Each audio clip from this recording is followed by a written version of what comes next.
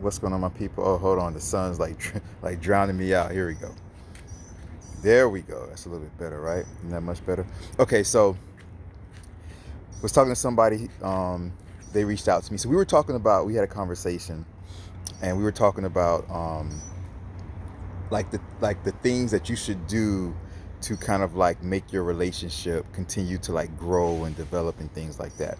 All right, so the first thing that we were speaking about was just kind of like continuing, like the ongoing continuation of your like physical improvement, right?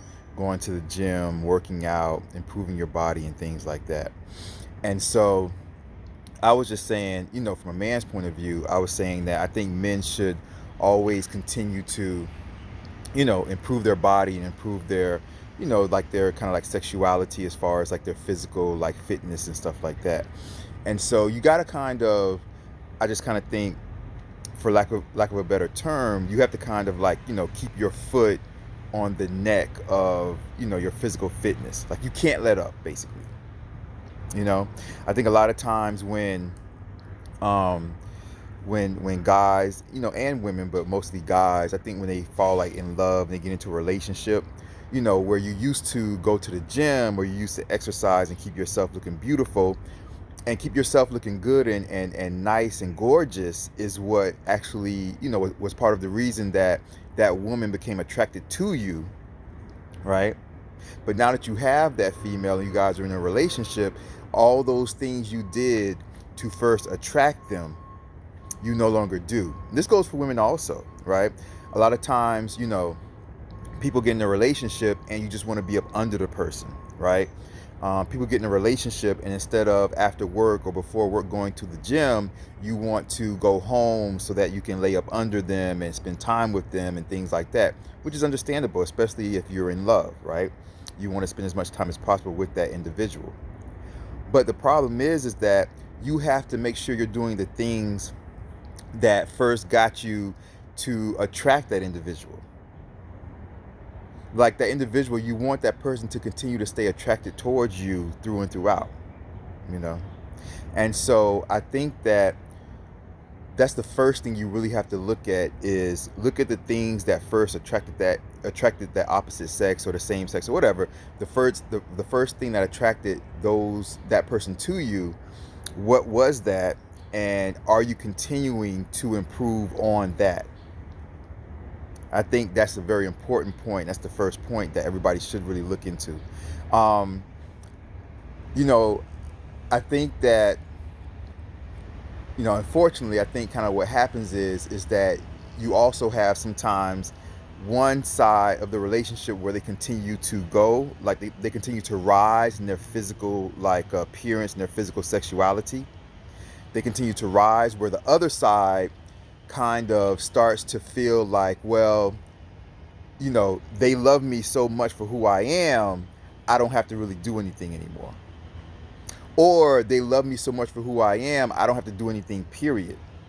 Like, even if, let's say, right, let's say if somebody, if a female started liking me the way I am now, that doesn't mean that I should even maintain this level. I should still rise. Even if a female started to like me the way I am right now, I should still get better. I should still improve my body, still improve my income, still improve my finances, still improve my hair. Y'all, like, I be trying to do my hair, y'all. I be braiding my hair. It's like a process. I know I talk about it all the time. It's a process. I gotta unbraid it, then I have to wash it, condition it. Oh my lord! I be putting I part it a little bit and put some like grease in the parts right before I braid it over, just because like I put like some like sulfur grease in like the hair, because it like kind of feeds the scalp, feeds the hair, so it continues to look like shiny and rich over the weeks and weeks and stuff like that. Whew, I gotta blow dry it. I gotta dry it, blow dry it, and then while I'm blow drying it, I'm like brushing it through while I'm blow. Oh Lord. Anyway, whole process. It's all good, but just know my arms, boy, my arms be getting tired sometimes, as I said before. Anyway, it's all good. But in all seriousness, I really think that even if the person that you're with found you and started to like you the way that you were when they first found you, you should still continue to improve on upon yourself. You still improve things within you, even if they were happy with the way you were. Um, just recently, I was talking to an individual. This was just like yesterday. I was talking to an individual, and I was trying to kind of explain to her that, like, you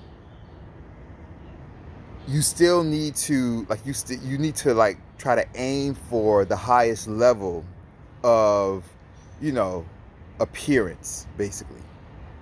You know what I'm saying? And so a lot of people don't really do that. A lot of people just think, like, well, you know my man's told me he loves me the way that I am, and, like, he doesn't care what I wear out as long as I'm with him. He thinks I'm beautiful no matter what I wear, no matter what I do, no matter what. He thinks I'm beautiful. Yes, that's true. He probably does think you're beautiful no matter what you do. But in my opinion, this is just my opinion, you should still aim higher than that.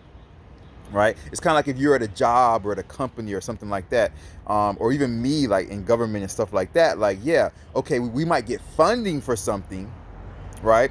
But just because we get funding for it, we don't say, huh, we got the funding, that's it. The moment myself and manager Lou, the moment we get funding for something, we still look to, like, apply for the next round of funding immediately, or another grant out there or whatever. We just don't, like, settle on just, like, getting by.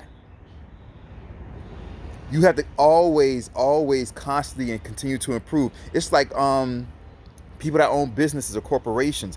Like, for example, like a company like Walmart, right? Or McDonald's or whoever. Like, they make a lot of money every year, right? They make a whole slew of money every year.